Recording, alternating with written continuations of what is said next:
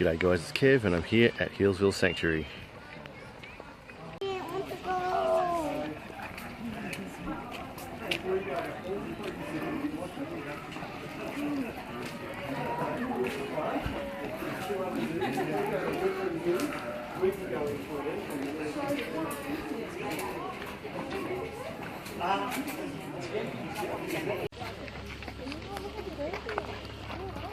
người ta nghe bác số không? Nó là leo này cái mặt này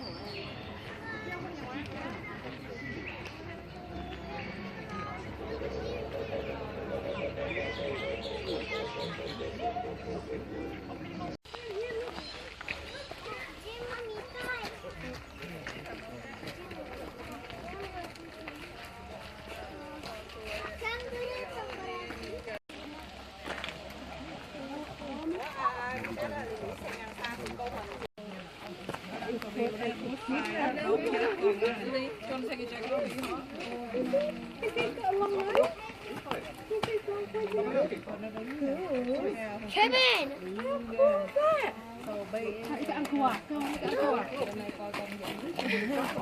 That is cool! Okay.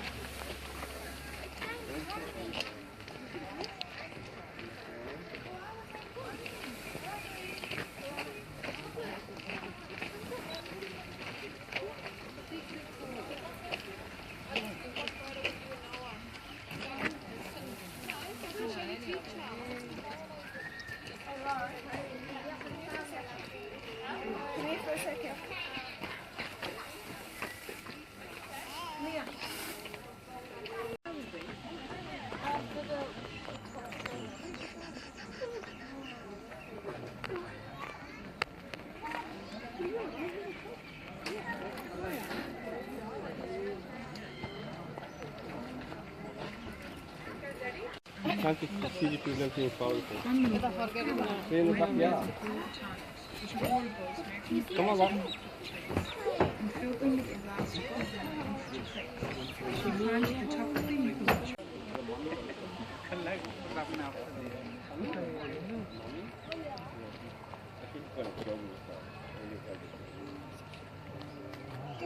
Jangan akan melas. Melas ya.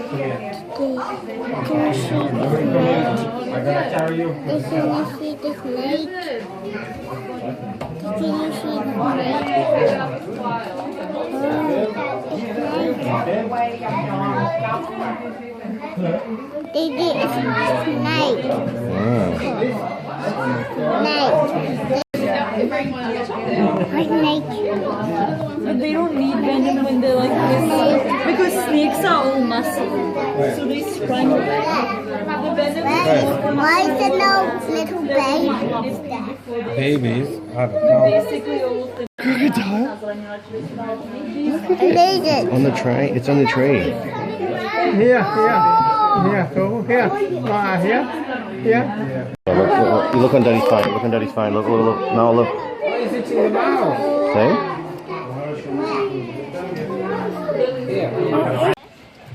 At 12 o'clock, so just when you arrived. And you've got 10 minutes before the show starts.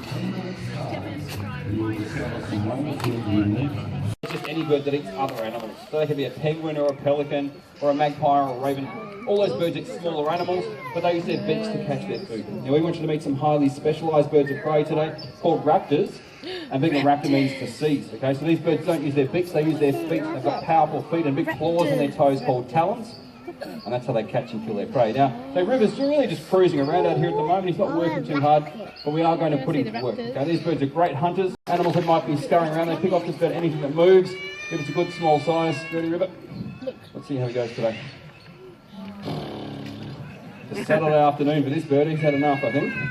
All right, let's try it this way, River. Let's go up over the crowd. Catch it. Catch it, catch it, catch it. They get there. Oh, good catch. That was getting low, wasn't it? Who was worried? I wasn't worried, but you guys might have been. Now, I've just lost. Where did my other bit go?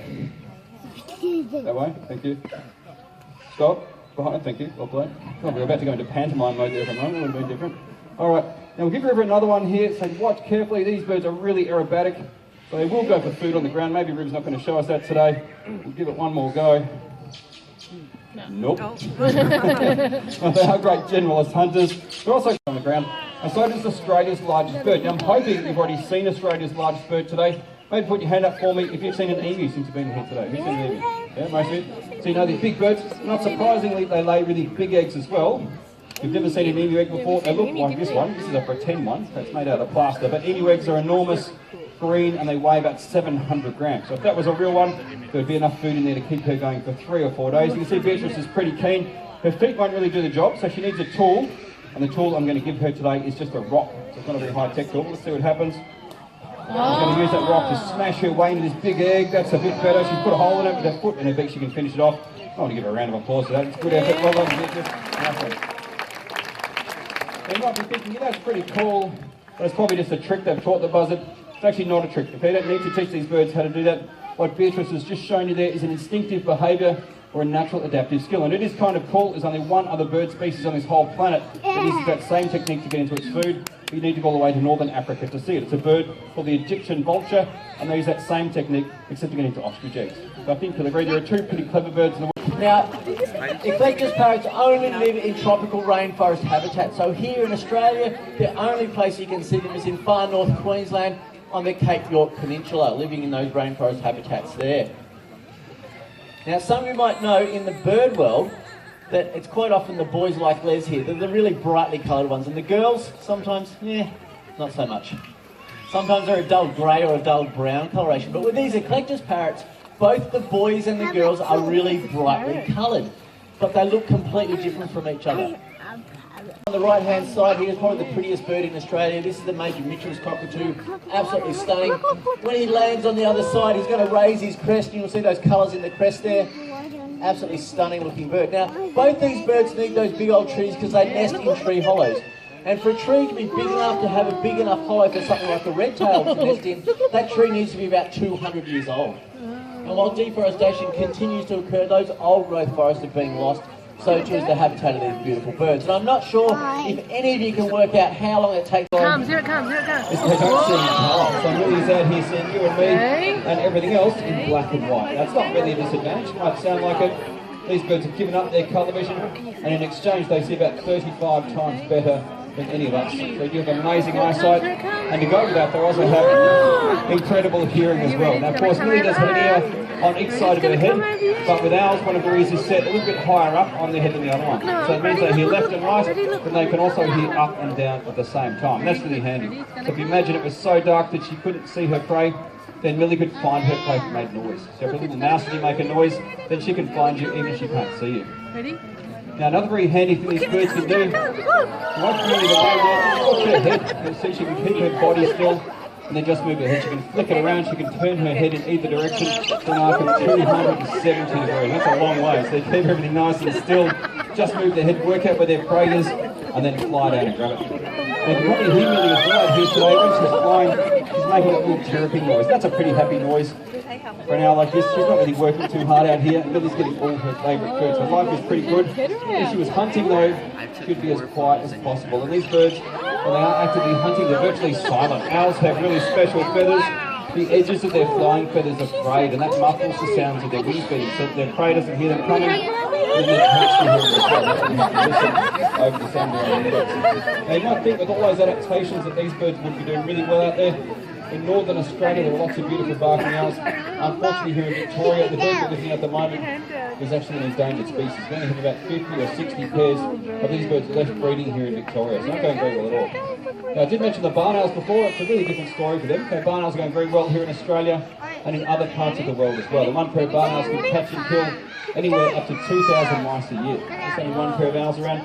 They can do a great job. She's got a really important message of what you can do to help out lots of wildlife. So here she is. We'll concentrate on Georges. One more. We want you to wipe to wildlife. You might not quite be sure of what that means. Well, we know that trees mean habitat for birds. And unfortunately here in Australia, we actually flush 7 million trees. It's going pretty well. I've got a quick question for the crowd. Okay, we want to see who was listening. When we had the owl out here, I mentioned that owls can turn their heads a long way around. Do you remember how many degrees an owl? Grab a horse, keep going off. Thanks, mate.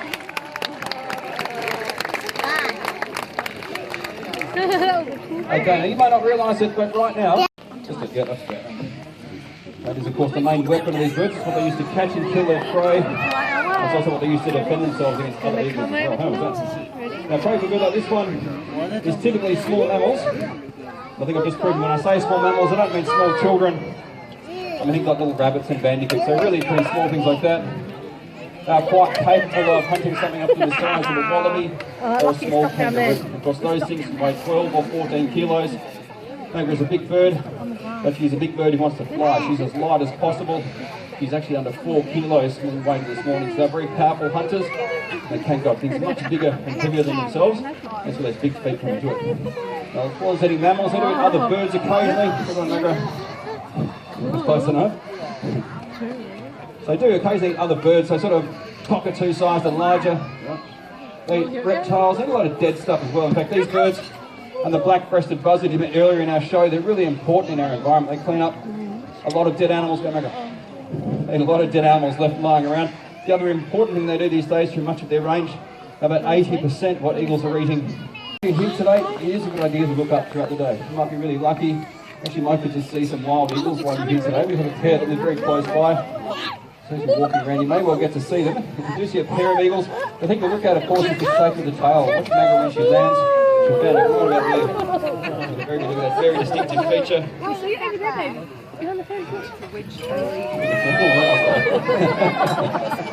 So if you see those wild eagles, the shape of the tail will give it away. If you see a pair of them, what you might notice is one of them is bigger than the other one. Most of the daytime. To switch to using 100% recycled toilet paper. So just like the Galah showed us a little bit earlier, text the word wipe to the number on the banner. So thanks for joining us today. We hope you enjoyed this rest of the show. Thank you. Thank you.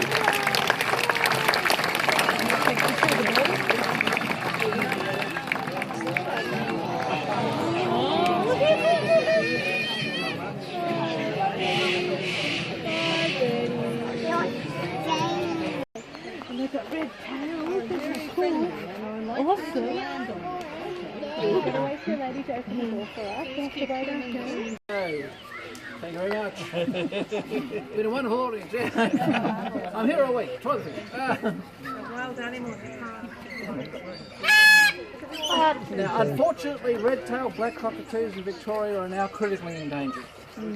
There are about 6 different subspecies of red-tailed black cockatoos around Australia. None of them are doing terribly well. Some of them are doing better than others. He's going to fly now. You'll see his red tail when he flies away. See, nothing to see. No food. No food. Yeah, he likes it. He's going to fly in a second. So just watch his tail when he flies.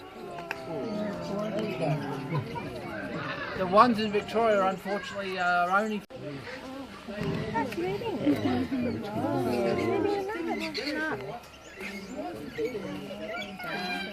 Oh, wow. Good look. Nice. Beautiful. Stay where you are. She'll let you know if you get too close, but sometimes she can feel a little bit closed in if there's too many phones and stuff too close to her. So in Victoria, you'll find them more sort of in Central Australia, Northern Australia, and but in Victoria there is a small pocket, but they're highly endangered in Victoria. So a cockatoo parrots? Yeah, so they're large parrots. Yeah. So you'll probably find a lot in Victoria. You'll see a lot of the yellow-tailed black cockatoos around. There is a small pocket of red-tailed, but they're highly endangered due to.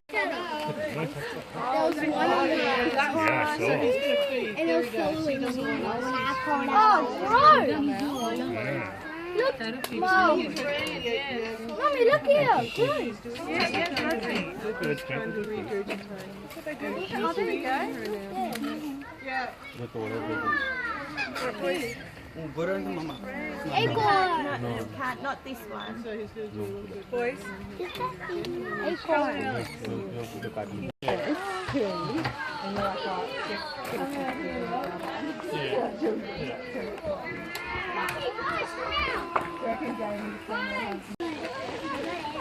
Yeah, look at Mummy. Ready? So don't touch that stuff. Yep, we're going to go see it. Oh my goodness, yep. Okay, who's missing and who's not missing?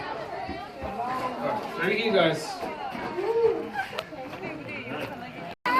No? They're moving. It is moving. 它就是一个机械的。那假的嘛，造型脑袋只是让它动着呢。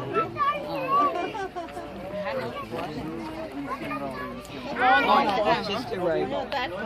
Look at those eggs. Look at how big those eggs are. As big as you. It's just a feed. My goodness, do you know what? What the?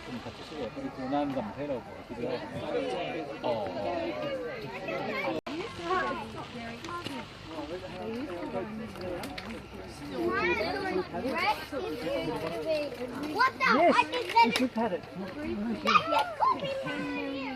Come on, Em. A long time ago. More.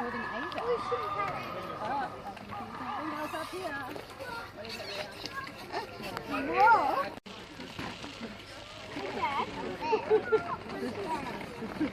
Oh,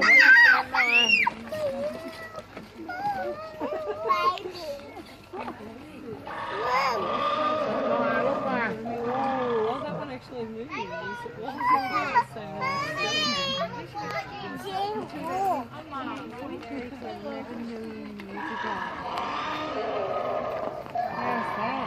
The wolf. Yes. But why is there a sand time? Why is there a sand time?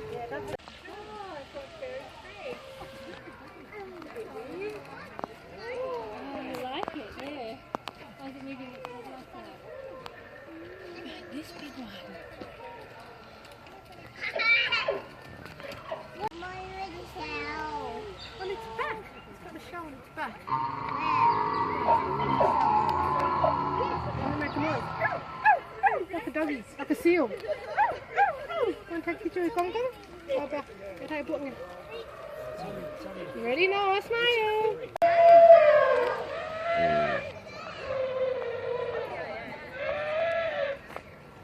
Hello, Mommy. They're only face. It's a fuzzy face. Yeah. What the? There's a mammoth. There's a mammoth.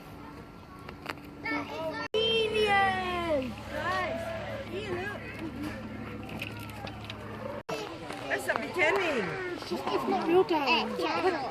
It's just like a little tiger. It's like a tiger.